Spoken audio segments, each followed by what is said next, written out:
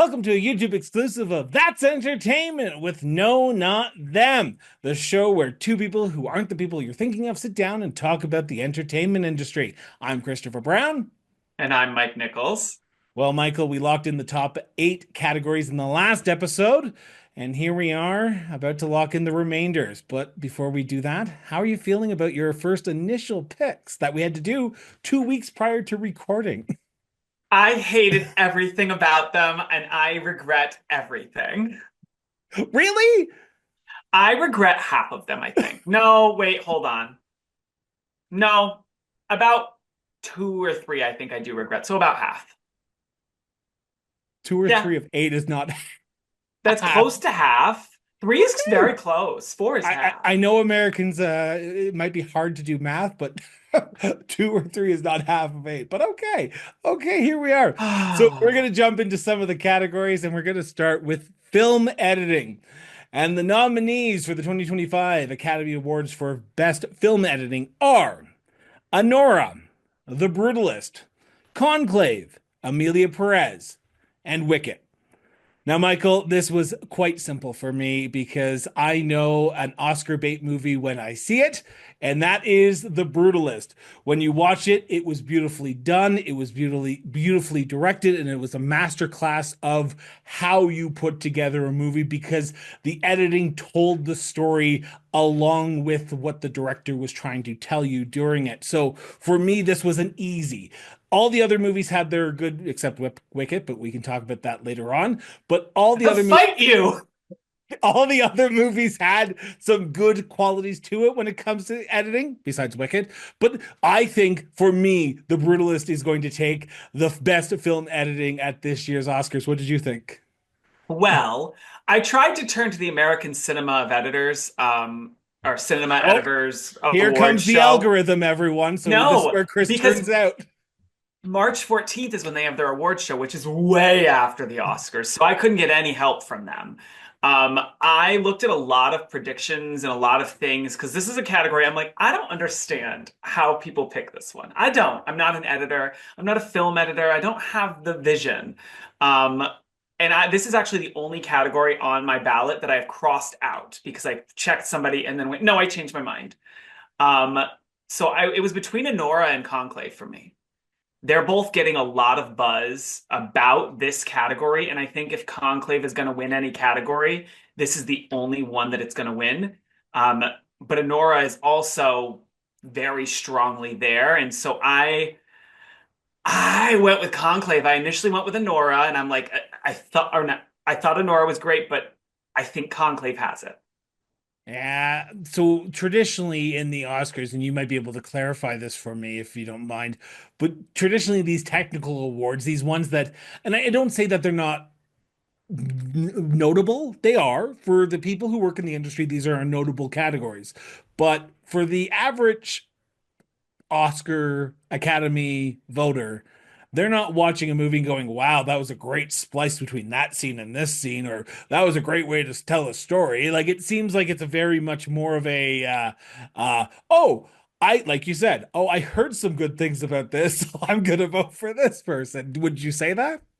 Well, with editing for sure. I Yeah. maybe it's because I like the way things are created, specifically coming from a theater background. I like the way a film is shot. I like the way that the costumes go, the production, the makeup. Like I like the technical elements of it, and that's something I pay attention to. But when it comes to editing, I don't have any clue. I have no clue. Don't ask me. Don't ask me to explain it. I don't. I cannot. This is one of the only categories I do not think I can explain. So I went with So this is Conclave. this is the episode we call that's I don't have a clue because that's Just just this one. just Just this this one. one. That's just this one. That's just this one. So to lock in for best film editing at the 2025 Academy Awards, I am going with The Brutalist and I'm going with Conclave. And now the nominees for live action short. Aileen, Anuja, I'm Not a Robot, The Last Ranger, The Man Who Could Not Remain Silent. So now this is one of those magical categories where there's no clear direction on who wins what, who wins anywhere, what happens. So I threw names in a hat and went, this one sounds good. So I went with Anuja because it's on Netflix. So, like most of the cat, most of the voting public probably who are voting for the Oscars, they probably went, "Oh, this one's easy to find, so I'm going to vote for it." 100%. That's what I would do because I'm the problem. So, unlike Michael, I actually did my due diligence and I found all these movies and I watched not all, the majority of them. I did watch some of them and I turned half of them off because, and by saying half, I say yes, I turned 2.5 of them off because that is half of five, but that's just me being me right now. I this was a toss up for me. So I had this coming down to two different movies, and one was The Man Who Could Not Remain Silent, which I think was beautifully done. But for me, and you're going to see a theme in the technical awards, I'm going with, and this is the one that really spoke to me, is I'm Not a Robot, because the storytelling and it told a beautiful story about basically people. It's a beautiful story. Highly recommend anyone who hasn't seen it go find it and watch it. There's not often a lot of things that actually leave me speechless. And after watching it, my husband turned to me and said, "Don't you have some snappy comeback right now?" And I went, "No, I don't, because I think it deserves the Oscar. And I think it should win. But like you said, it probably won't because it It's is hard Anuja. to find." Yeah. Yeah, I mean, this is the issue in the shorts, and this is my plea to the entertainment industry. Stop hoarding them. Put them on the internet before the Oscars. Nobody wants to watch them after the Oscars. And that's me being, you know what? That's my hot topic. That's my hot take today. Put it beforehand. That's what I want to know. I want to know. Make it easy for me to find. I don't want to have to sift through the bowels of the internet looking for somebody who's put it on YouTube that's going to get taken down in 3 days. Like, I don't need that. So to recap, I, Mike Nichols, have gone with Anuja. And I, Christopher Brown, am going with I Am Not a Robot. And we're going to head into our next category, and that is the nominees for Best Animated Short. And they are Beautiful Men, In the Shadow of the Cypress, Magic Candies, Wonder to Wonder, Yuck. Now, Michael, I did not, and I can say this with all certainty, I did not find all of them. I tried to find as much as I could, but there was two that I was unable to find. So I'm just going to put it right out the black out of the park right now and say, if it is Wonder to Wonder or Magic Candies, and they win, good for them because I didn't see them. But out of the three that I did see, and the three that I can say that I would probably be willing to put money on, there was two that really, really spoke to me. And I think if you saw it as well, Michael, you'd probably say as well.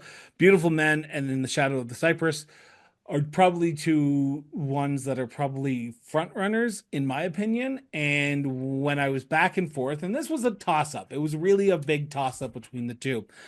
I would say I'm looking at my sheet that I've written down all my details on right now. I have the should win, the hard time picking, and the locked in prediction, and I've sort of crossed them both off at the same time. But right here, right now, I'm going with Beautiful Men because I think it was a better done animated feature. And now you're about to tell me most of these animated shorts and animated features are mostly looked at as what the animation is and not what the story is, and I think that's a bad thing to do. Go ahead. Oh, 100% it's a bad thing to do, but that's how they do it. So with a lot of the animated, I learned a very long time ago.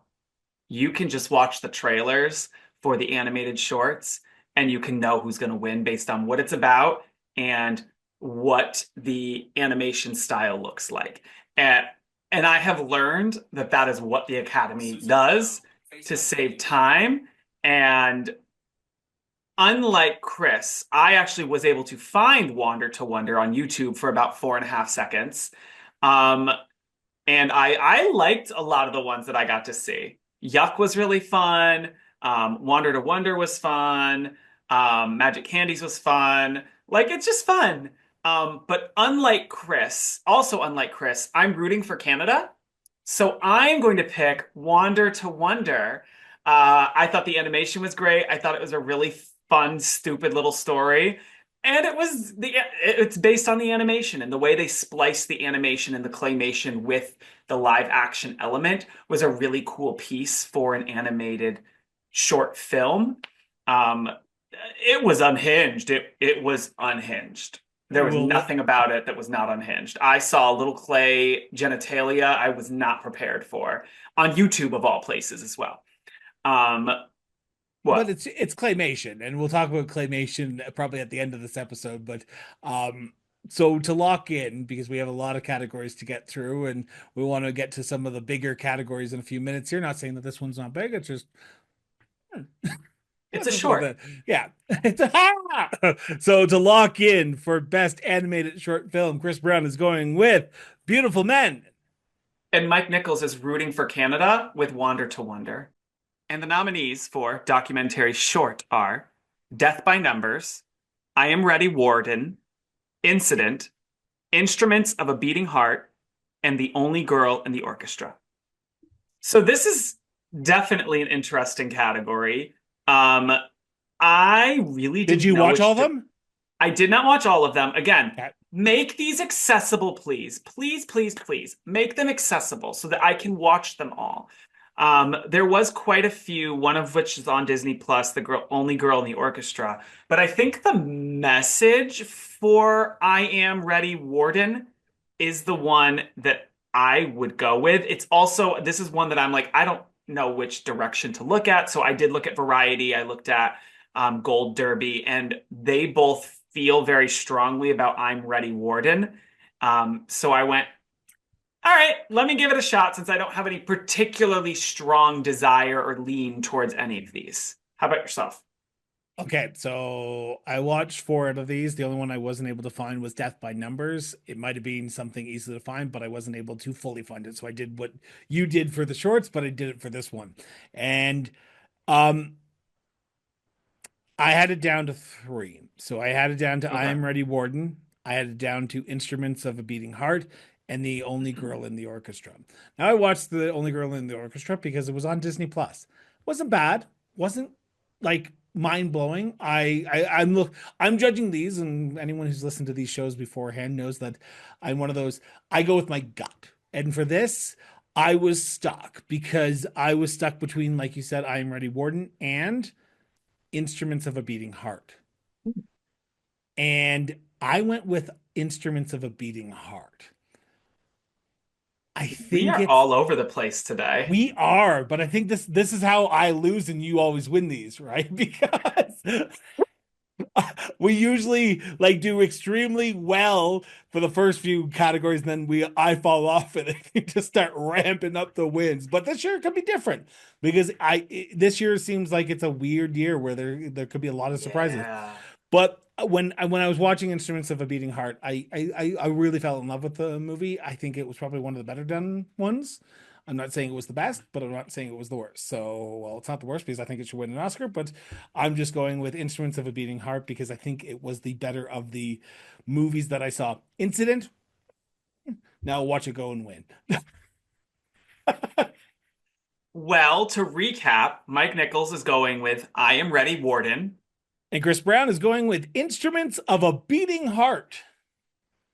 And now the nominees for documentary feature are Black Box Diaries, No Other Land, Porcelain War, Soundtrack to a Coup d'etat, and Sugarcane. So this was an interesting category for me. Um, there was a lot like in here, specifically Porcelain War, which was about Russia and the encroaching Russian situation going on, that I'm like, the last 2 years have been won by a film about Russia. So are we going to continue beating the dead horse with a stick, or are we going to parlay into something different?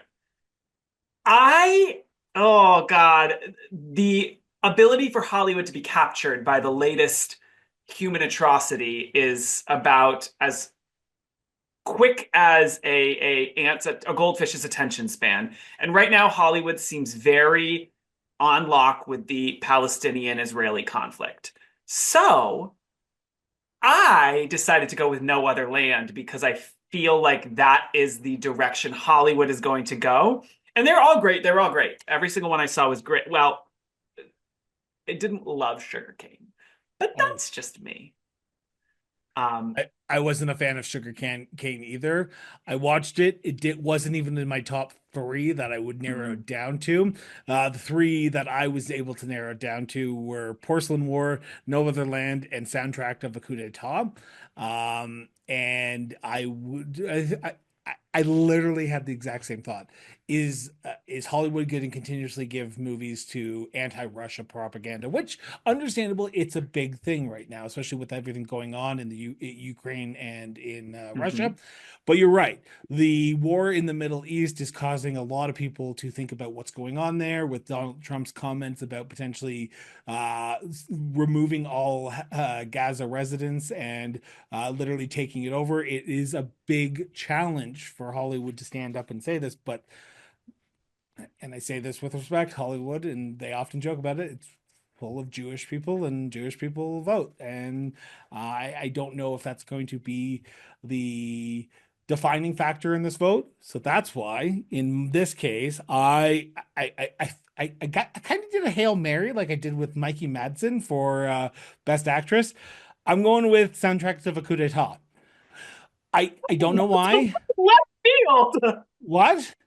That feels so left field. I know. I don't know why, because I think because the two movies, The Porcelain War and No Other Land, are so political that they're going to sort of take some votes away from each other, and you're going to see one come up the middle. I think it's going to be soundtrack of the coup d'etat. Again, could be wrong. And we are this might be the year that we are so all over the map that one could have like 15 wins and one could have like two wins because we seem to be all over the map. Yet again, we're still not near the actual technical awards, and that might be where we actually start matching up. I highly doubt it because I have feelings about some of the movies that were nominated, which, if you listen to our last episode, you know what they are.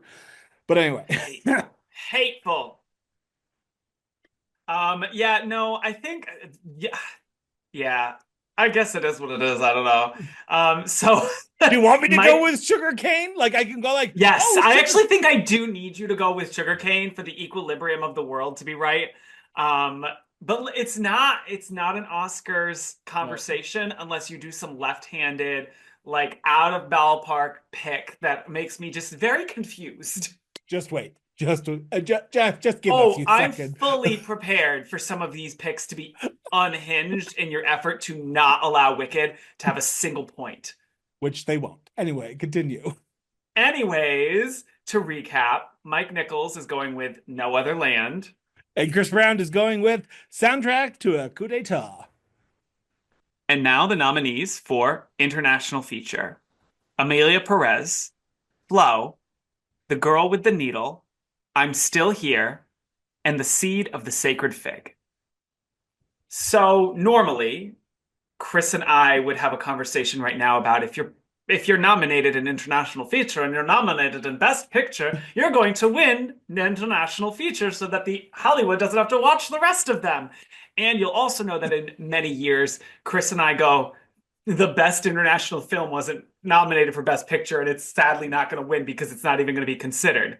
This year, however, we have the joy of two of them being there, which is I'm Still Here and Amelia Perez. Three. Oh, Flow is with animated. I know, but I still consider it as a best picture because it's best animated feature film, which we had this conversation in the last episode of do animated feature films always get their due, right? Because of Shrek with all like Howling Castle with Boy and the Heron. So I truly think, and this is just me being me, and I'm kind of giving my hand away right now. I think Flow, if animated feature films gave a little bit more of a credit to what they were, I think Flow would be in best picture. Which is fair. Which is fair. There's many times that I think Wild Robot should be in Best Picture personally, Yeah. but I'm not on the nominating committee, so I don't get a say, unfortunately. But I think one of the big things here is Miss Amelia Perez, the most nominated film of the night, 13 nominations. I think they're going to look at her and that with all the controversy going on with Carla and just block it out from winning as many as they physically can. And I think this is one of those categories where they can pick I'm Still Here, which is nominated in a couple of other categories and really should be, you know, being praised more than Amelia Perez. I think this is where they can give it that award and say, "See, you done good." So I'm going with I'm Still Here.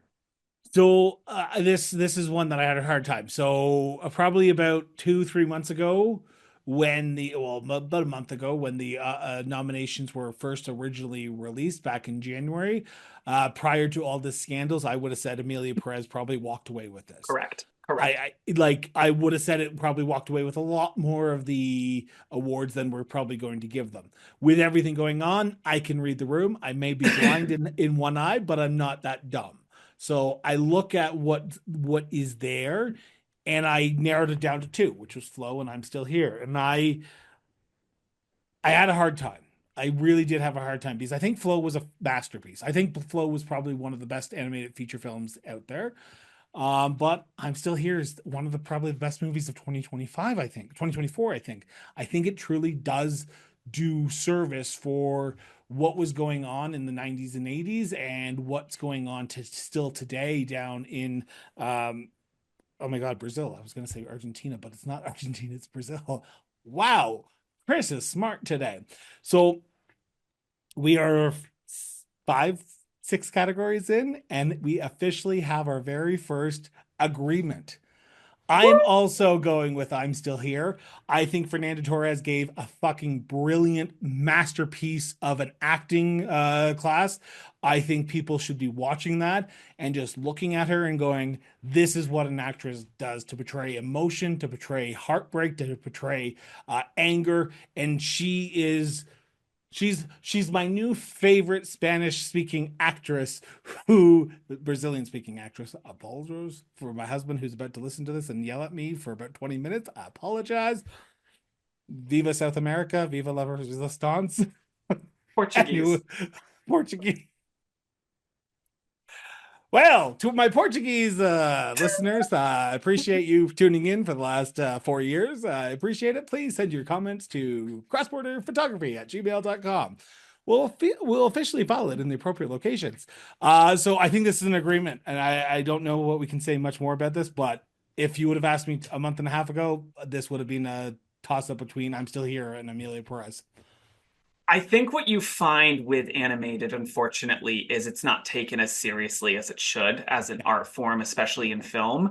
And we can talk about that more for sure when we get to animated feature. But I think that flow in this category would have such an uphill climb Yeah. that, like, it probably out of all of these, if someone was actually watching all of them, and they were going to skip one, I think that's the one they'd skip because they're going to think it's for kids. And the number of times I've heard folks say, well, I don't really watch the animated because it's all for kids. I have watched some wild animated feature films that have no business being shown to children. It's just the unfortunate reality of the art form that it's not taken seriously. But with that being said, Mike Nichols is going to be picking I'm Still Here. And Chris Brown is also picking I'm Still Here because we are both still here. And now we move to Best Original Score for the 2025 Academy Awards. And the nominees are The Brutalist, Conclave, Amelia Perez, Wicked, and The Wild Robot. Now, I'm just gonna just put a like just a caveat on the next about 6 to 9 categories. If the W word comes out of my mouth when I'm saying and Chris is locking in, that means Michael has taken over the editing process of this show and he has edited me to say that Wicked is going to win one or more categories. I do not think they're going to win. So when I was listening to this and I was watching these movies looking for the score, which is the storytelling, the soundtrack that tells the story that's not actual spoken words. It's the sort of uh the background ambiance noise as well. Is that the best way to describe it there, Michael? The score, yeah, Yeah, it's the music underneath it. So again, month and a half ago, I would have said Amelia Perez. Congratulations, you've just picked up another Oscar. But Agreed. I am now in February of 2025, a few days away from the Academy Awards being handed out, and I'm going with, because I think it is again Oscar bait, The Brutalist.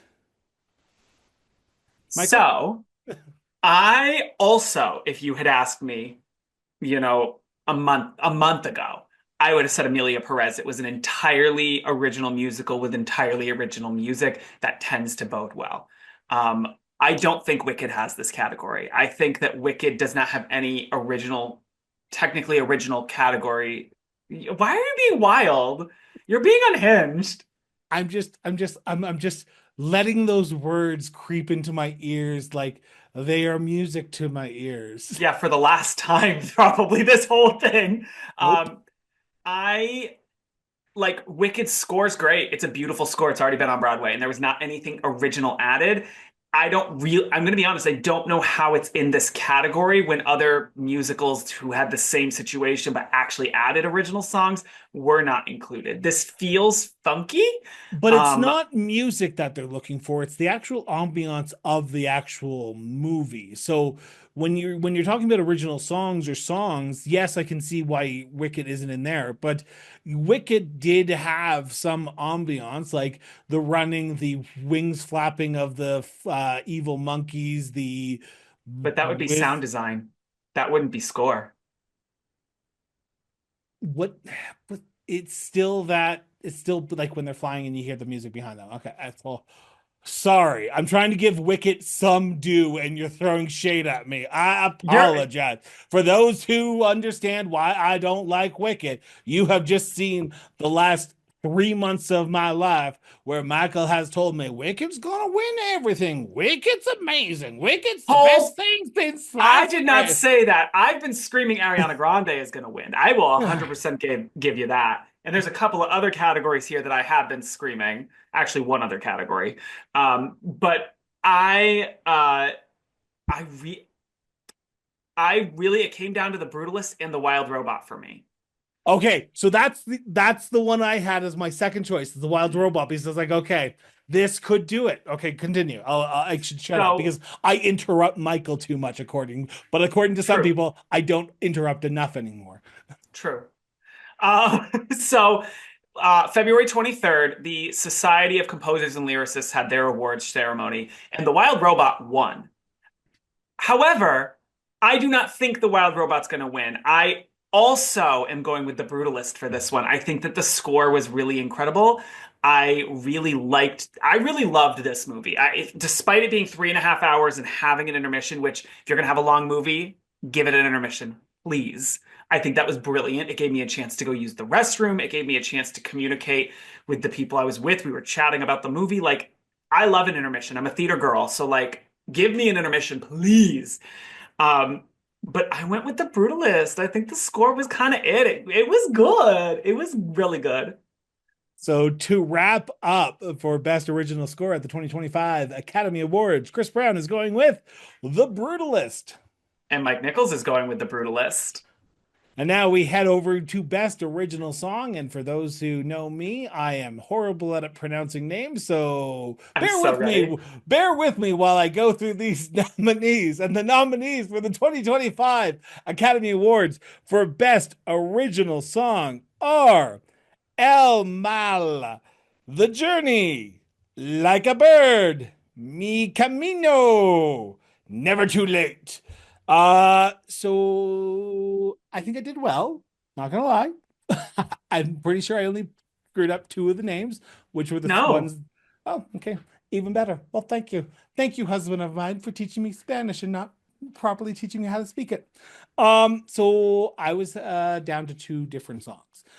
Now, the odds-on favorite is El Mal, which is from Amelia Perez, which is getting a lot of the accolades right now. And my other one, and this is just because I'm a Brandy Carlisle lover, and I think she can do no wrong.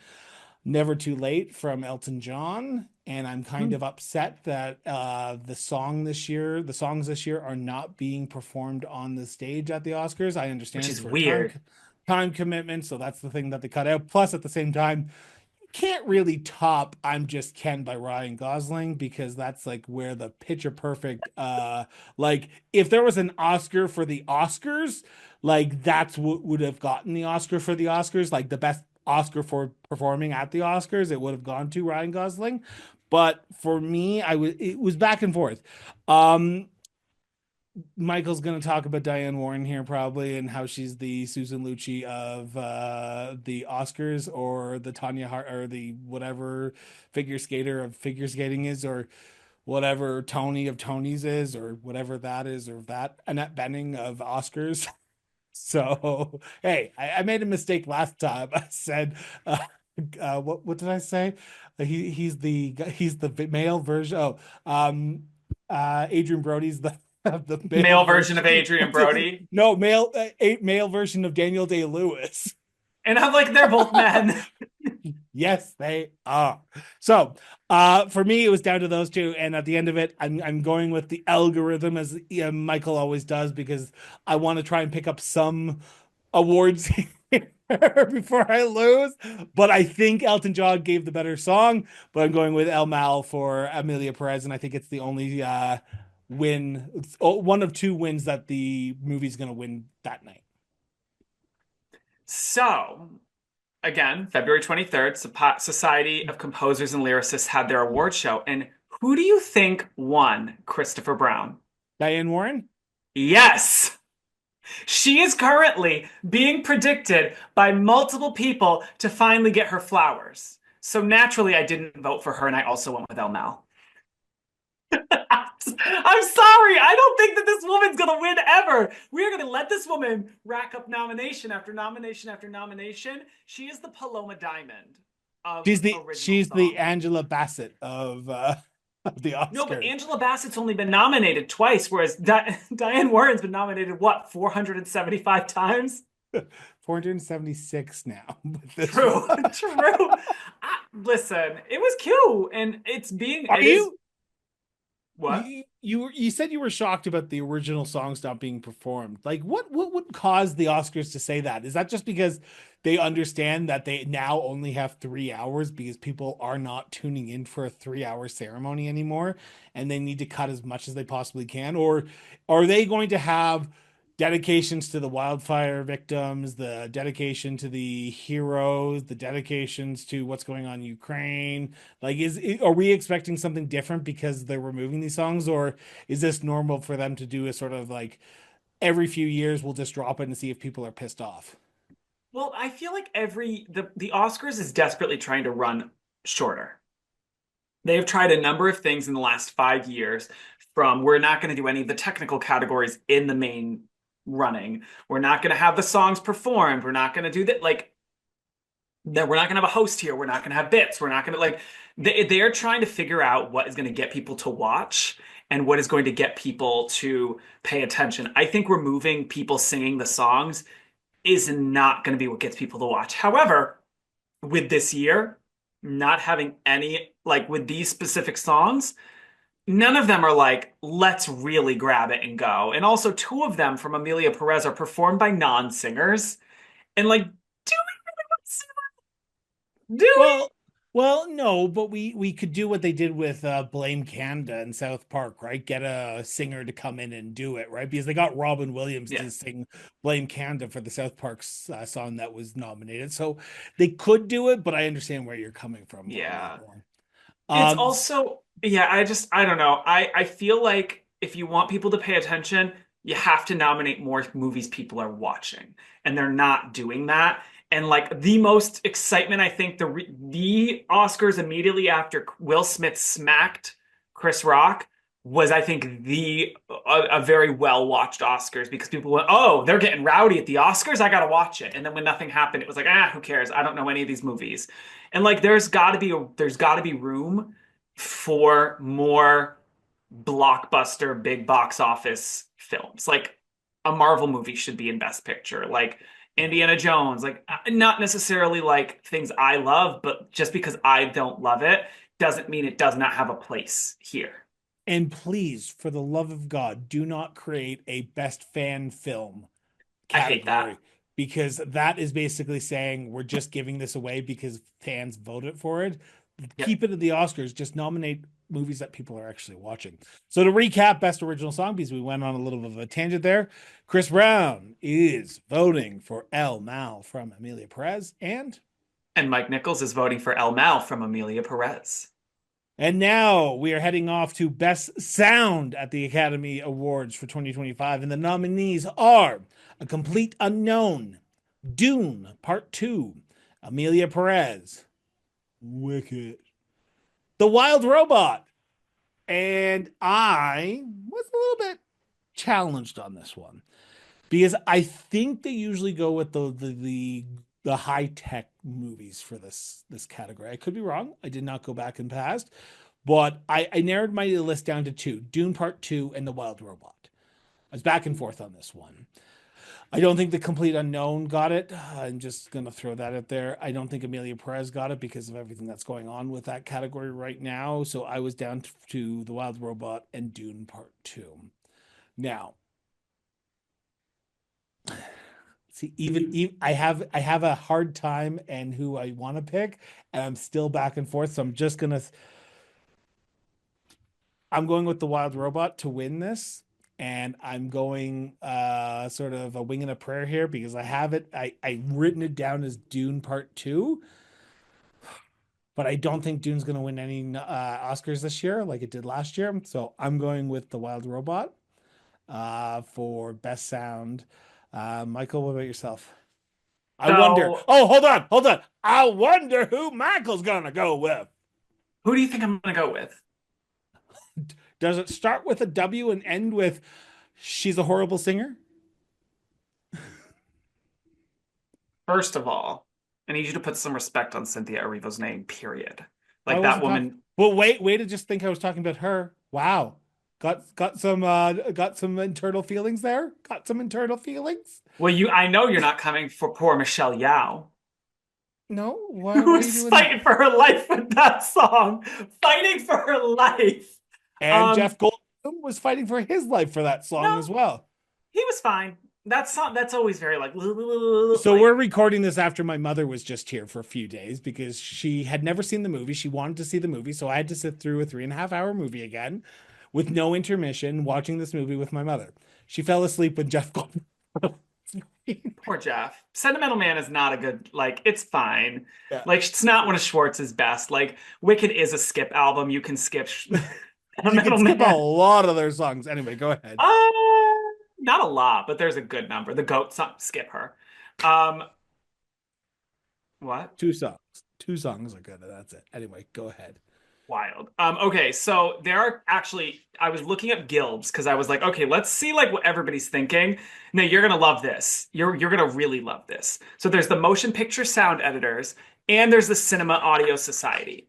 Cinema Audio Society has one award for feature films that it gave to Complete Unknown. The Motion Picture Sound Editors has three awards: International, Standard Feature Film, and Animated. So Dune, Amelia Perez, and Wild Robot have won Guild Awards. The only one who has not won a Guild Award is Wicked. You were ready to roll your eyes, and I knew you were going to love this little fact. I did this just for you. Anyways, I think Dune's going to win it. I think Dune did win Really? a Dune won a couple of like technical awards the year that it was nominated. Um, and listen, I fought for my life watching that movie. I was falling asleep. I was catching Z's, and I fought for my life. But what woke me up? That friggin' sound that they made. So like, but it was also good. It was good sound design. I don't know. It's not a movie for me, but like you have to award the ones that are more widespread box office smash. Like you have to. Um, Honestly, I would give it to Complete Unknown if it was 100% what I wanted to do. But I think it's Dunes. I really do. I think they give it to Wild Robot because they're not giving an animated feature film to it. But that's just me, and we'll talk about that in a few minutes here. So to recap, for Best Sound at the 2025 Academy Awards, Chris Brown is going with The Wild Robot and And Mike Nichols is going with Dune Part 2.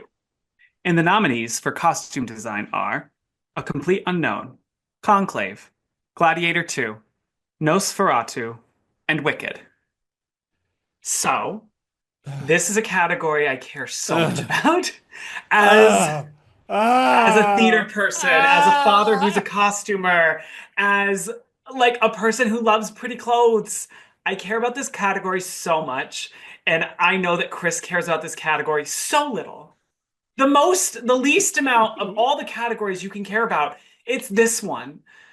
Maybe hair and makeup underneath it, maybe. But like out of all of them, I think this is your least favorite category. Am I correct? Oh, the next three are my least favorite. That's why he Literally, had me do it. we asked each other which ones do we want to read, and I didn't even give him an option. I said, "You're reading hairstyle, makeup, production design, or whatever, production and costume, right?" He goes, "Yeah, of course." And I said, "Good," because for the So next, I will be literally on autopilot. So I apologize for anyone who's tuning in for my quick wit and banter. You're not gonna get any. Go ahead. So the Costume Designers Guild also exists and it also breaks down the categories, but it does it in a funky way. Same with the makeup and hair awards, but this one has more categories. So it has contemporary, fantasy, and like period. So contemporary was won by Conclave, period was won by Nosferatu, and fantasy was won by Wicked. Those I think are the three biggest categories in this. In looking at the films as a whole, I think this is a two-horse race. I think it's a Conclave or a Wicked that's you're going to see because one of those I think is the strongest pieces here. I loved Nosferatu. I think that the fact that I got four technical categories and the fact that with one of them I really fought for my life on if I was going to pick it or not. Like I think that as much as I love it, I just think that it's being outclassed here by the work that was done on Conclave and the work that was done on Wicked.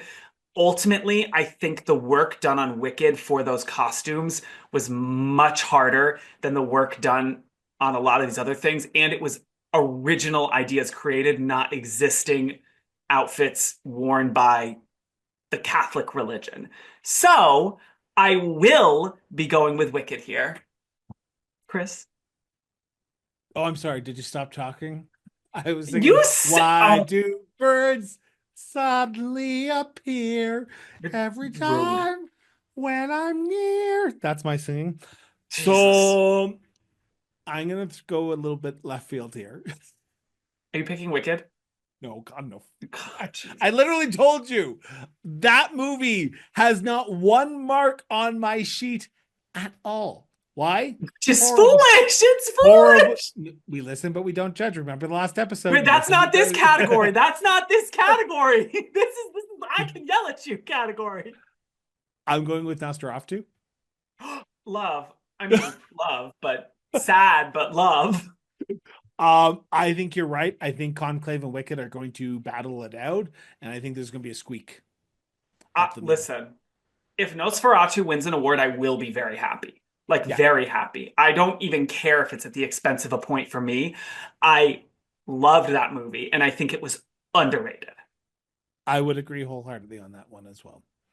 So I just like the way they did it. They stuck true to the original film. They stuck true to the original story, and it seemed like it was a very well executed. And I usually I would go back and I'd see who had won. Like if these people had these the costume designers who were nominated had won for previous times or had won in previous years for their other work that they had done, because usually they get re-nominated over and over again. This is where you get those like, oh, I'm a six-time Academy Award winner. And you're like, what'd you win for? Hairstyle and makeup. It's like, oh, okay. So when people are looking for a hairstyle and makeup artist, they go to you if they're doing a movie, if there's something. So I didn't see that, but I had a hard time between Conclave and Nosferatu. I did have Wicked as a third line, but I went with my gut and they said, Chris, stick to your morals, stick to your ethics, stick to your values, and your Fuck your values. morals.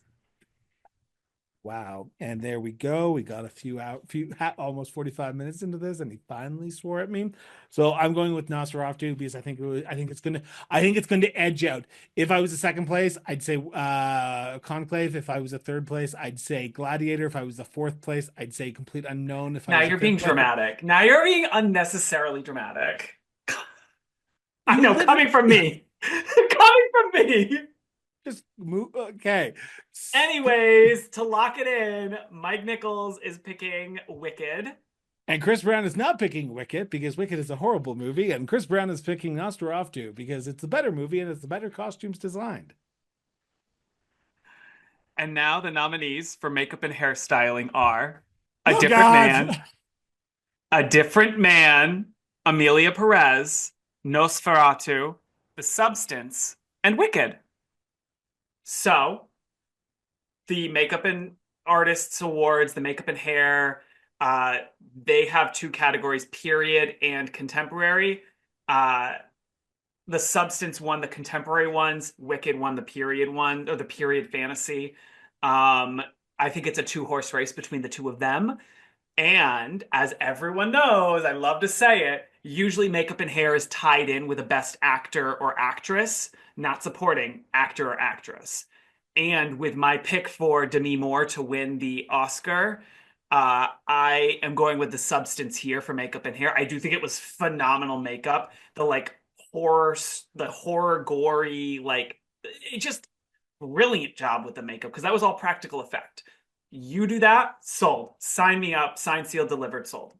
Chris? I'm going with Wicked. No, you're not. Don't No, lie to me. no, one bit. I'm also going with the Substance because I think it was well done. I think her transformation, Demi Moore's Yeah, transformation, is brilliant. fantastic. I will say that there's one category here, one movie here that I think should have been nominated and wasn't, and I'm kind of upset with that. And I would have voted for it, which is The Last Showgirl with Pamela Mm. Anderson and Jamie Lee Curtis. I think it was a brilliant movie. It wasn't nominated, so I'm gonna go with my gut on this one, and I'm going with The Substance. And like you, I had it between The Substance and Nosferatu, and it was The Substance that won for me because while I did not pick her to win Best Actress, I think uh, they did a great job in this category. So that's where I'm going on this one. But again, the movie I think should have won is not in this category, so that's my little stint there.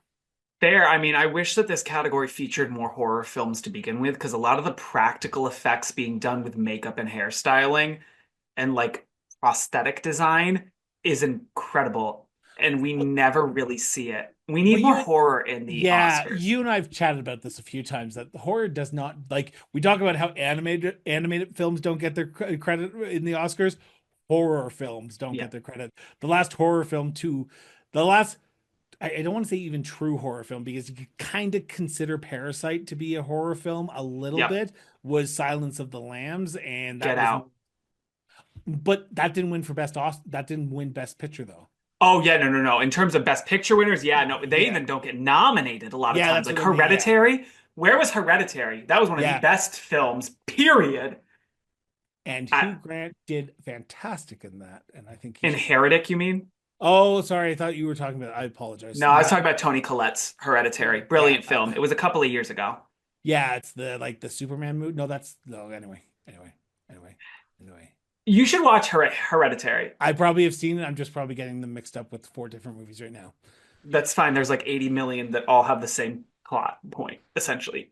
Anyways, to recap, for makeup and hairstyling, Mike Nichols is going with The Substance. And Chris Brown is also going with The Substance because Wicked is just a horrible movie. Alrighty, and now production. The nominees for Can production design. What? Before you do that, can I just say that I said it's a horrible movie and you said all righty. So thank you for agreeing with me. I was just moving on. I can't. I'm not gonna give you that energy that you so are wanting from me. I'm choosing to go with God on this. God being Cynthia Erivo, obviously. Ask her, she'll tell you herself. Um, anyways, the nominees for production design are The Brutalist, Conclave, Dune Part 2, Nosferatu, and Wicked.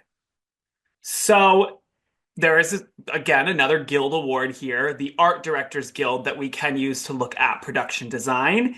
They Which also, Michael looks at to decide. Chris well, no, doesn't. it's just, Chris it's one goes of with those, his gut, his internal ethics and morals. I like to win. Um, and sometimes, but like also sometimes I think that I do agree. I do agree with a lot of the picks that end up going with, and it also doesn't help because like with this, there's three categories that the movies fell in: contemporary, fantasy, and period. And again, Conclave, Nosferatu, and Wicked are the three that kind of were brought up here. Um, I also think The Brutalist is a strong pick here. And Dune Part 2 is like all of these, the set design was stunning. I ultimately went with Wicked. I think for the Oscars specifically, I think that that style of design, high fantasy, does tend to lend itself to winning at the Oscars. I also thought it was absolutely brilliant. Nosferatu was a very close second for me. Like it, I was really torn between these two, and I flipped back and forth a number of times between the two of them. So I went with Wicked. Yeah, I appreciate that, but I'm not going with that because Wicked was just a horrible movie. Um, I had it down to two as well. I had it down to Conclave and Nosferatu. And I have pronounced that name of that movie wrong every single time I've said I'm it. just letting So it happen. I know, and I appreciate that. I appreciate your ethics and morals of not wanting to attack me anymore. I have to save my attacks. Right here. I know because you're about to attack me when we go to our segments. So I would give you credit. Wicked production looked good, but I think Nosferatu looked better. Okay, that's fair. That's fully But fair. but I think Conclave was better. That's like the wildest train of thought you just took me on, and like none of it made clinical sense to my Then brain. make this make sense to me. How does the Land of Oz have a train, but when Dorothy's there, no train exists? And Glinda didn't say, "Why don't you just take the train?" Glinda's So a terrible person. Glinda what? wanted that girl to walk in, not wanted that 11-year-old girl to walk in 5-inch stilettos on a cobblestone road. And that's not me asking the question. That's my mom going, "There's no train in Wizard of Oz. Why is there a train here?"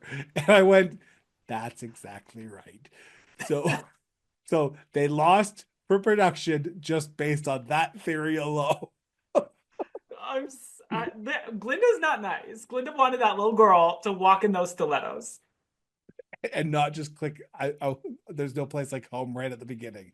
You have to take the journey of life because you can't just there's no easy shortcut like a freaking train.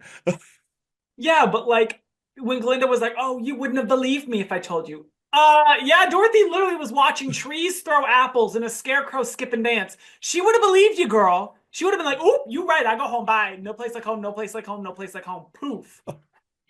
While we're on Wicked for 2 seconds, this is the best part. So Elphaba's sister, I forget her name right now. Nessa Who Rose. yeah, my mom turns to me and she goes, "Does she turn into the cowardly lion?" Yes. Yes, I she went, does. "Yes, thank you." So for me, I think Nosferatu was good. I think Conclave was better, but I'm going with the Brutalist. That was out of left field, but that also, again, great set. That house was beautiful. Yeah, yep. So Um, I think it was just good. I wouldn't say that there's a lot that I would say that is missing from this category. These were the five that if you would have asked me who was going to get nominated, these were the five that I would probably put on. cool. Yeah. Yeah. Yeah. Yeah. Um, I don't know if, yeah, I'm just looking at everything. I don't think that anything would have maybe Sing Sing, but nah. So I guess to recap, for production design, I am going with Wicked. And I am going not with Wicket, possibly not Nosferatu, not Conclave, but I'm going with the Brutalist. Alrighty. And now we're heading over to Best Cinematography at the 2025 Academy Awards. And the nominees are The Brutalist, Dune Part 2, Amelia Perez, Maria, and Nosferatu. Michael, now I do not know algorithms. I do not know all that. I do not look at the histories. I don't go back, but I think you can't have cinematography without a good production design. I think they go hand in hand. I truly believe that. Think they work well together. Their synergy. They're like Topher Grayson, Dennis Quaid, So you and picked The Brutalist? wow. Sorry. You know what, guys? I dressed up for this recording today because I thought, you know We're in what? 800 meetings. And I walked on and said, "Wow, you look real nice." And he said, "Thanks. I had 800 meetings today. I haven't had time to change." I thought about changing, but then said, "Nah." But yes.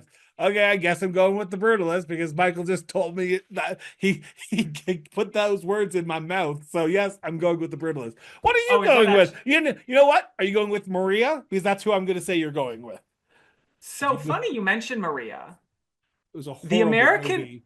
the Horrible. American Society of Cinematography went with Maria, which blew my mind. Blew my mind. Maria, did we watch the same movie? Yeah. I did not love it. I will give it the cinematography. I will give it that. I'm actually a little shocked we did not see an Angie nomination for Best Actress because her singing that operatic was very difficult to do. And the fact that she was even singing 70% of it being mixed with the actual Maria Callas's voice is wild to me. That being said, it was not even on my top two. It wasn't even my top four. It was last place for my brain. Um, it really came down to Nosferatu and The Brutalist for me. I thought both of those movies have a very strong shot. I also I look at a lot of the different nominations and a lot of the different predictions, and I've watched Variety go back and forth between Nosferatu and The Brutalist for the last 2.5 months. Should Wicked have been put in here? Over Amelia Perez. I'd even say over Dune 2. Maybe. I don't know. I don't know if I think Dune 2 technically was beautiful. Okay. It's just boring. Um personally. But I ended up going with The Brutalist. This is the one also. This is another one.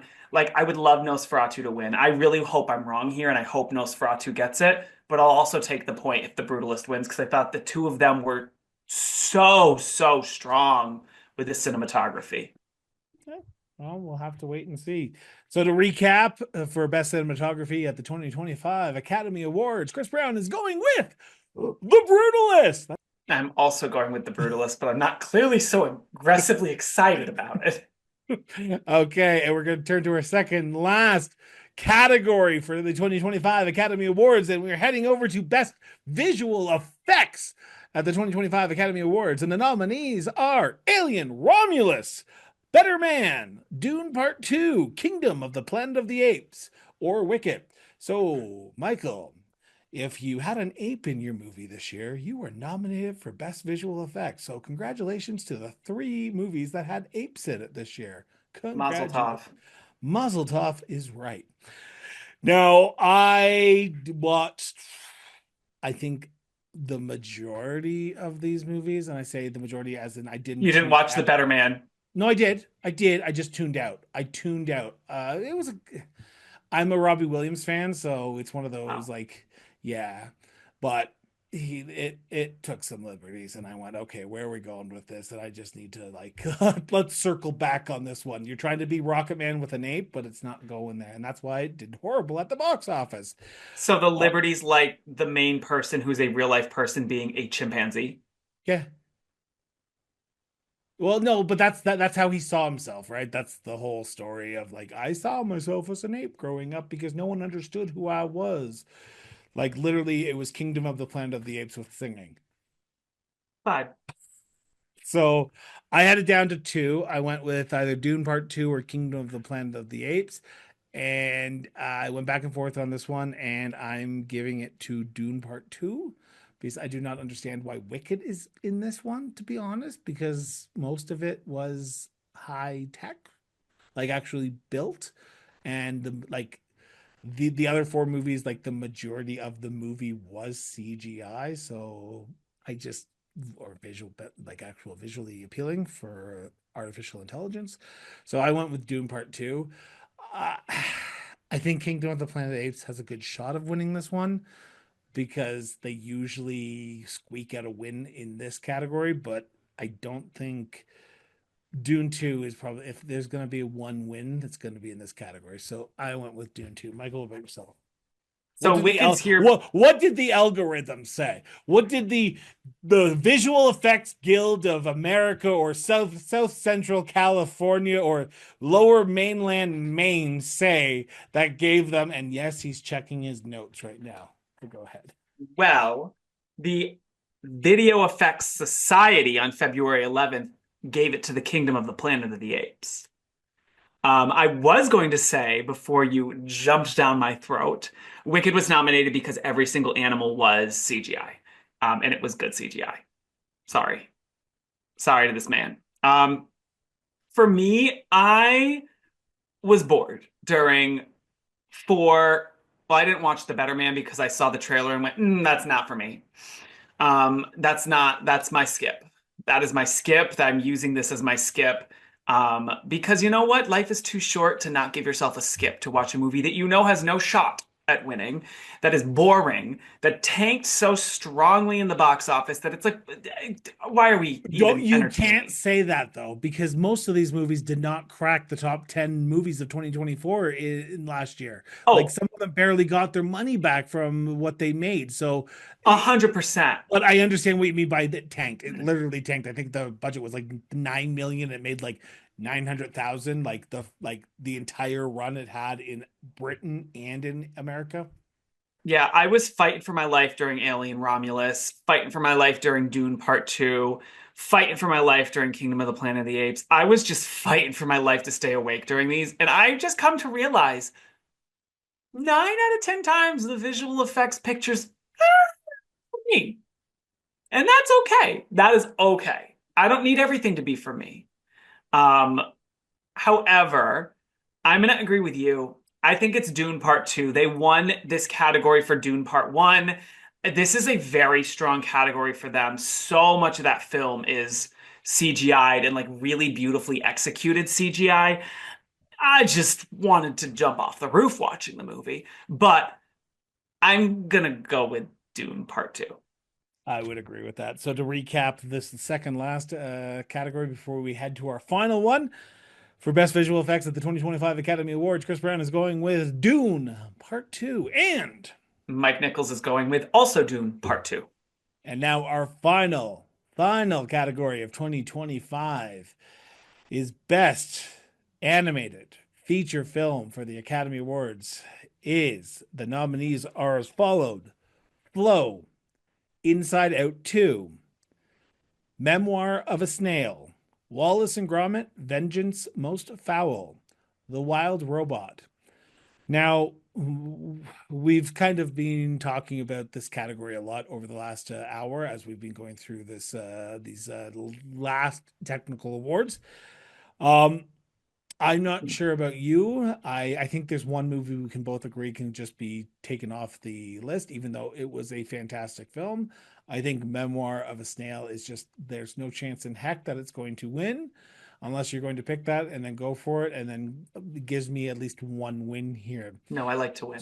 So Wallace and Gromit usually does well at the awards because it is claymation. It has that look and feel that most times people go for.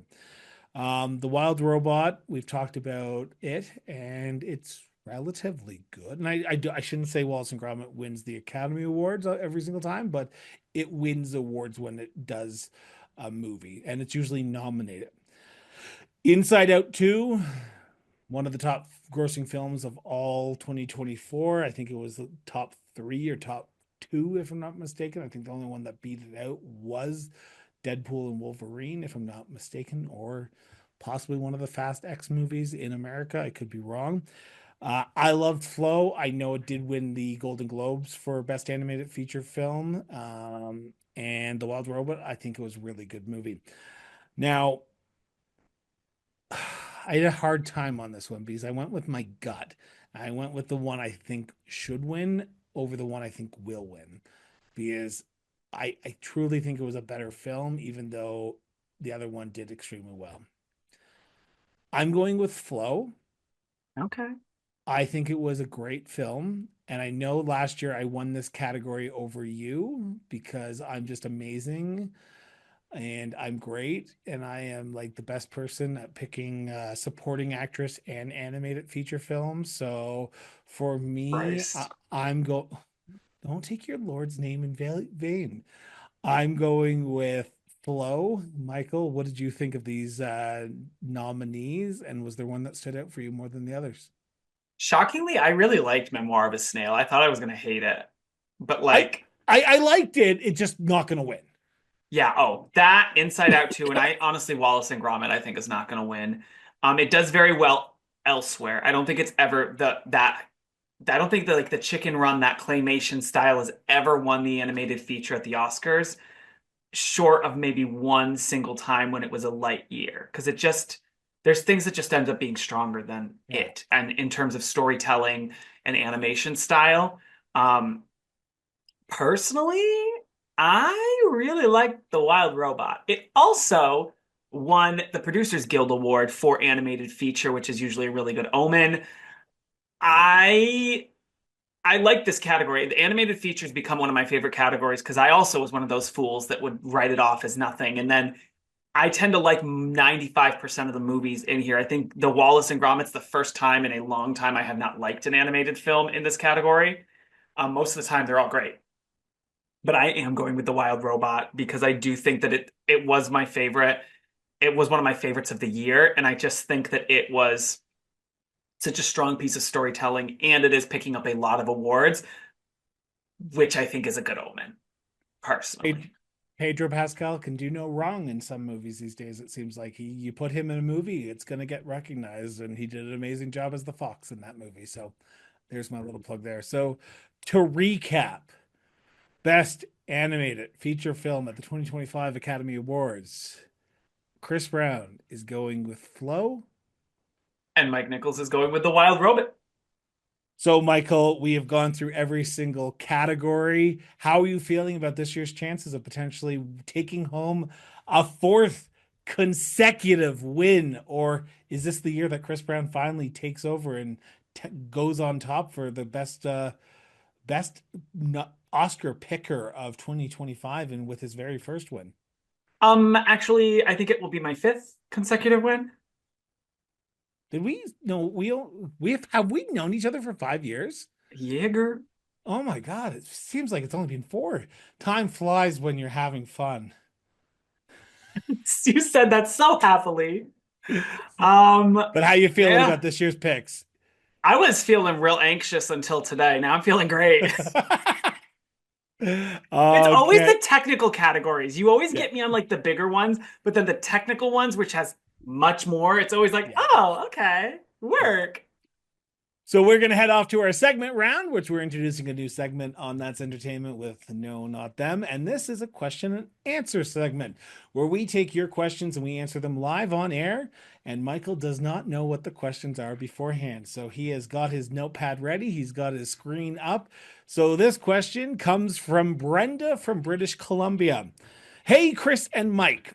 With the Academy Awards coming up, I've got to know what are some of the biggest Best Picture snubs in Oscar history? What are some of the films that were nominated for Best Picture and truly deserved to win, but lost to the actual winner? Do you think the Academy got it wrong? Michael. Okay, hold on. I have to go back to like when I started really caring about this from when I lived in LA. Um, let us see. So that was, I don't want to speak on anything before 2016 because that was when I really started paying attention, looking at it, caring, et cetera, et cetera, et cetera. In 2016, Moonlight won. I think that that was a fair win. The only thing I would have maybe put above it would have been Hidden Figures, but it was more feel goody and Moonlight was a stronger picture. 2017, I'm still actually really upset that Three Billboards Outside of Ebbing, Missouri did not win. I think that's one of the biggest snubs of all time, and I think it was a vote split between Call Me by Your Name and Three Billboards that led Shape of Water to win. 2018, oh, that was the year of Bohemian Rhapsody and A Star Is Born, Green Book won. I would have given it to Black Panther or Black Klansman. I really liked Black Klansman. 2019 was, oh, that was a Jojo Rabbit for me. Parasite was good. Parasite was fine. Something about Jojo Rabbit just really resonated with me and had some really beautiful, brilliant storytelling that was also very comedic. 2020, I'm actually really still mad that Nomadland won over Promising Young Woman. Did you see Promising Young Woman? No, I didn't. You should watch it. It's stunning. It's Emerald. It's another one of her films, so it's kind of fucked up, but like it's brilliant. The Year of Coda, absolutely Coda deserved that win.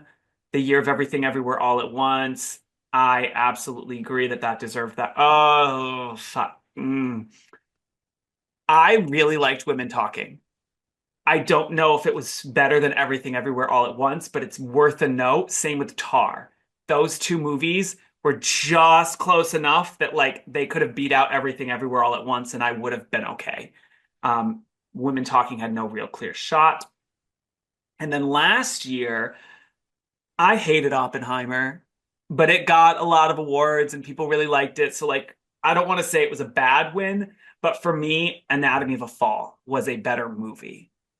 I don't know how you feel, Chris, but So I'm a little bit older than Michael, so I've been watching the Oscars for a little bit longer than him. And yes, Brenda, I think have been times when the Academy has actually got it wrong, where oh they've yeah. actually picked a movie that shouldn't have. And it's usually during those times, it's not who wins, it's who bought the award. And I say that with respect because sometimes that does happen. And the one that I'm thinking about most prominently, and I went back and I did this was back in 1998 at the 1998 71st Academy Awards, where Shakespeare in Love won for Best Picture. Now, I do not think it was a strong contender, and I think it was the very first time a movie bought its Oscar through a campaign with Harvey Weinstein. And I think Saving Private Ryan should have won for that picture. I Hmm. think it was the better of the movies. I think it was probably one of the best movies of the 90s. That's just my personal opinion because Steven Spielberg, to me, is a great director and he brought you to Normandy and on D-Day when you landed on Juno Beach. So, yes, I highly recommend that the Oscars do a do-over. That would be the one do-over that they could do. So, Shakespeare in Love was the one that I think they got wrong. I think Hmm. Saving Private Ryan. Now the next year, American Beauty. Again, I think the Oscars got it wrong that year. And for me, and this is going to sound a little bit weird, but I think that the Cider House Rules with Michael Caine and Tobey Maguire did a better job than American Beauty. I don't think, and looking back on it, I don't think American Beauty has held up. I don't think it's Cider House Rules has held up either. But I think the Cider House Rules in that year was a little bit better. And I'm just going back to the last one that I have, which is right there. Okay. And then 1990. And this hurts me because I think he is a fantastic director. I think he's a fantastic art actor. I don't think Dances with Wolves should have won for Best Picture at the 1990s Academy Awards. I think Godfather Part 3 should have won, possibly Goodfellas. I Not don't Ghost? no, I don't think Ghost did well. I think Awakenings was even better. I think this is a year that you saw a big split in the voting because there was four very strong contenders and Dance with the Wolves came up the middle and kind of took the top prize.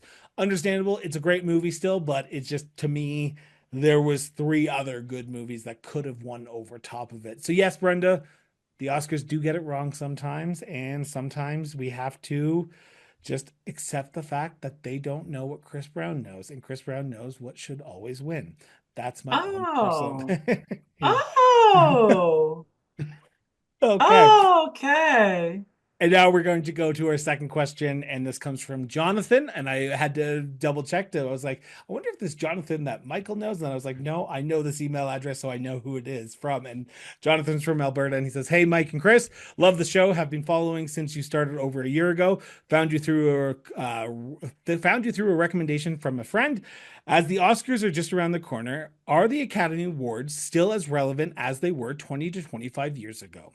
Do they still Ooh. hold the same cultural impact, or has their influence faded in the age of streaming, social media, and the changing audience tastes?" Now, I'm going to take this one first, if you don't mind. Yeah, yeah, I yeah. I would agree wholeheartedly, Jonathan, that the Academy Awards are not as relevant as they once were.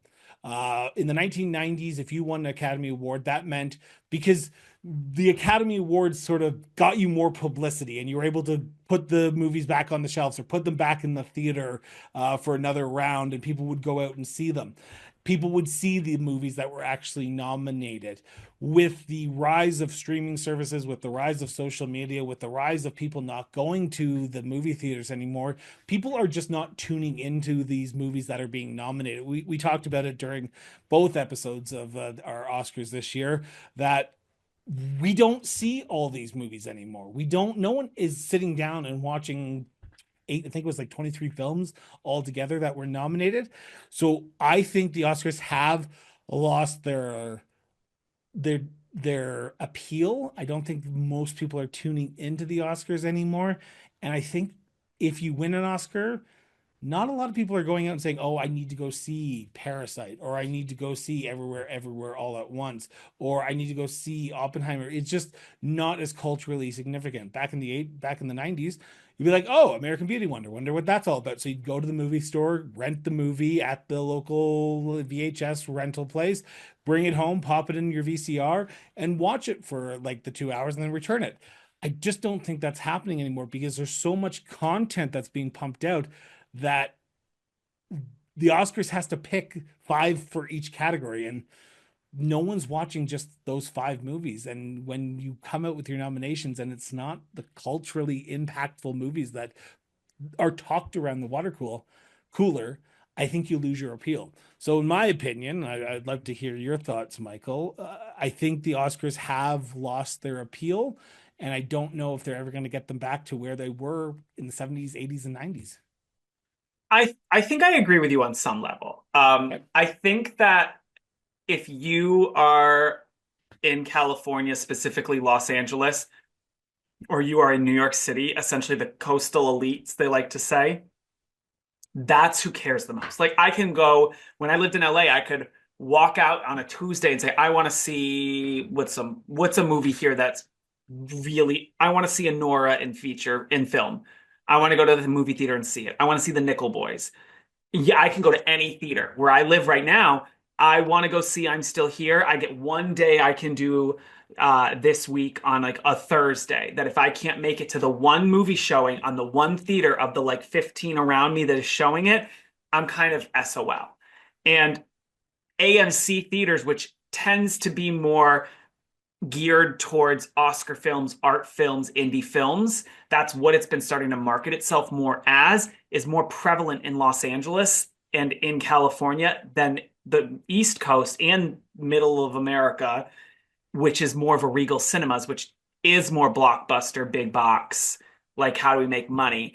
And I think that part of the issue is, yes, with streaming, where people are waiting for streaming, but then the films aren't coming on streaming.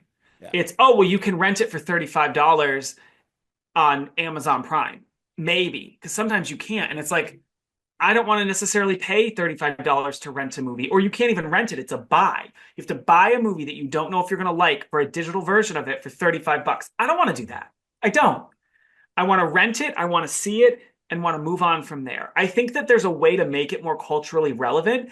I think that it's accessibility. Because people, when the Oscars come out, people want to see these movies, they want to watch them, but maybe I don't want to spend $20 to go to the movie theaters.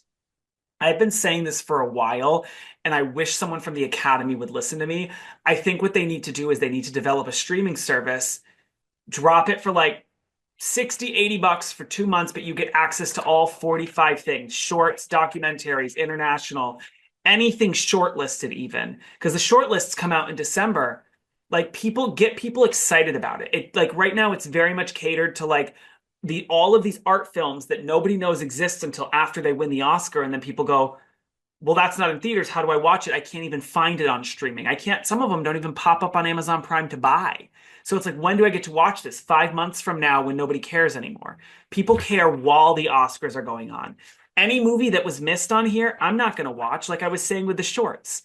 I'm not going out of my way after the Oscars to watch this 15-minute animated film that I don't wouldn't care about unless I was trying to pick my own Oscars.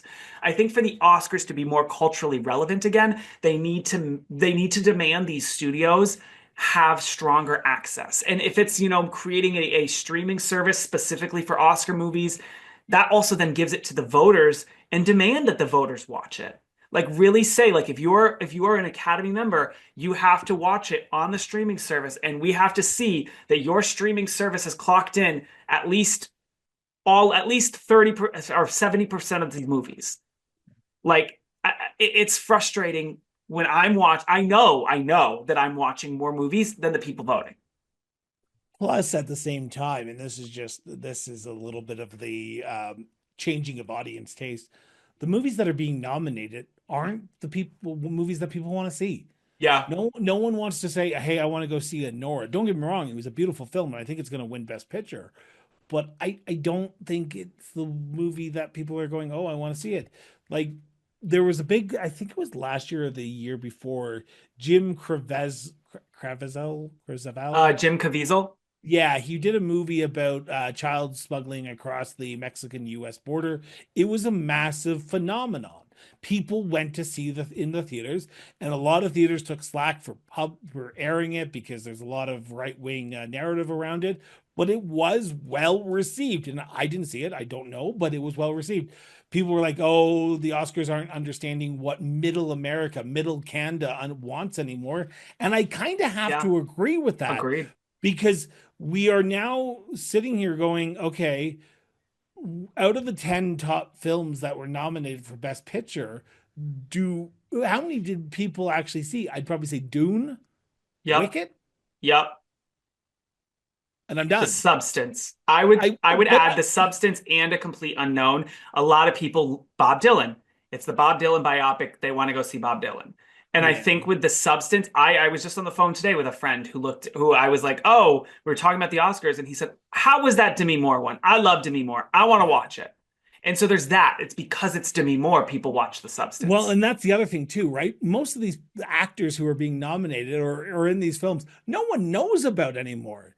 Like Mhm. people know the Mel Gibsons, the Denzel Washingtons, the Jeff Clint Bridges, Eastwood. the exactly like those are the people that they grew up with. And now, and I hate to say it, but we've become children of our phones. And if you don't capture me in a 30-second TikTok, then I'm not going to go see a movie. And that's why a lot of these movie studios are trying to do that more publicity on the TikToks, the Facebooks, the uh, Instagrams, the LinkedIn's, all those, all the X's, because that's where people are getting it. They're no one's sitting and watching in front of a TV going, "Oh, I want to go see Honora because that looks amazing," and no one's advertising any movie anymore either. That's the other issue. Which that's also the issue. And I find that like sometimes with trailers, all the best parts are given away. I Yeah, love the Conjuring series. It's one of my favorite series. The third Conjuring was coming out. I was so excited. I understand there's issues. I understand there's fundamental issues with the storytelling. People don't like the Conjuring films because of that. That is fine. That is your prerogative. This is my guilty pleasure. I can understand that people don't like it. With the third Conjuring movie, it's the only time I've been disappointed. Every single jump scare, of which there was five, all were in the trailer. So what's the point? Like I wanted the jump scare, I wanted the horror, and I got a lackluster story. I also think that that's going on too. Like the first Conjuring movie, the second Conjuring movie, people ran out to go see them. They were not even nominated. The first Conjuring movie is considered to be one of the strongest horror films. Same with Hereditary. I think it's the Oscars are trying to be like, look at how revolutionary and indie and blah blah blah. Like they're trying to act like they are better by going with this more indie route. But like, why is Scream 6 not on here? Like, you know, why aren't we seeing more films? like Why isn't Deadpool and Nosferatu here? Wolverine, Deadpool Where and was Wolverine, Deadpool and Wolverine? like I know it probably is not a major contender for a lot of these awards, but visual effects, you could have put it in there. You could Yep. have put it in for production design. You could have Yep. put it in for best picture because people were Costuming. going costuming exactly because people were like, "Holy crap! Like this is amazing." But again, here we are. And Um, Amelia Perez, I think, is the biggest indicator of this. yeah, The fans hate that movie. The people watching these films hate that movie. It has gotten, but it has the most nominations. It's one of the highest nominated films of all time, and it is one of the worst scoring films to be in this category or in this thing. Like, because I don't I, understand. and I say this with respect to the movie because I think it has its good points, but I think it's a pretty horrible film. I heard it best on another podcast that I was listening to this week. It's Hollywood porn. You got Yes. everything that you have. You have foreign film. You got a transgender woman in the lead role. You have singing. You have a great story, a semi-great story to tell of what's going on. It's adapted from an original article, so it's literally like what Oscars are now made of. Jonathan, you've got us down a rabbit hole here. So thank Well, you so much. Go ahead. yeah. No, I think that especially with oh God, I had a really beautiful thought, and now it's just flown right out my head. God, Why? Because you're popular. You're gonna no. be Well, that's the thing. popular. Like Wicked, Barbie, like those two films in the last 2 years, so insanely popular. And like with Barbie, it also like you have to cater to that. Like I just so many of these films are good films, but it's the Oscar bait. We used to always joke like, "Oh, that film's the Oscar bait film."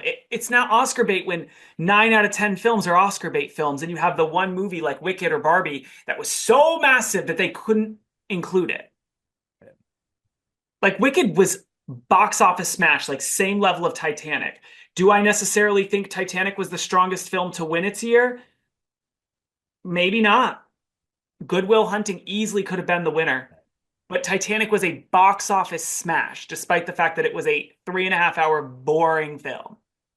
I've never finished the Titanic. I've never finished it. I get halfway through and I'm like, just stop. That's my hot take. That's my don't judge me. Okay, well, if you get one, then I get one. So we're gonna go to a second segment because we listen, we don't judge, and understandable. I'm not judging your opinion on Titanic, and I would never do that in this segment. My we listen, we don't judge part, and then we'll wrap up here is Oscars, you need to get your act together and you need to start only allowing people in the category to vote for that category. Interesting. If you are a film editor, you should only be able to vote for film editing. If you are a cinematographer, you should only be able to vote for cinematography. If you are an actor, you should only be able to vote for actor. And we can get about that a little bit later. But if you, and then the only award that should be voted upon for as a whole is Best Picture. Everything else should be category specific because at the end of the day, no one is watching these movies and then you get stuck with someone saying, "Oh, my production company told me I need to vote for this because that's the way it should go." Or, "Oh, I know John, so I think John should win." It should be the best movie. And who are the best people to judge? The people who are making those films in those categories. There's my we listen and we don't judge. Michael, this is Jonathan, Brenda, thank you so much for sending us your Yeah, thank questions. you. If you want more, if you want to send us more questions, send them to crossborderphotography@gmail.com or mail us, direct message us on social media, and we will get those directly to us. And then we will have them on future episodes of That's Entertainment with No, Not Them. Michael, it's going to be a fun Sunday, March 2nd, when I am going to be traveling back from Yellowknife to watch these Oscars as they come out. So thank you so much. As always, it's a pleasure to sit down with you. And may the best man win. And hopefully that this year is Chris Brown. We'll see.